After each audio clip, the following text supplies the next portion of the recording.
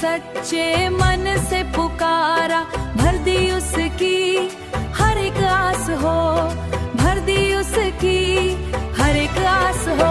भोले बाबा आओ मेरे द्वार, कर दो जीवन मेरा उद्धार, कर दो जीवन मेरा उद्धार। डमरू वाले त्रिपुरारी, तुम बिन कौन हमारा सरकारी, तुम बिन कौन हमारा सरकार।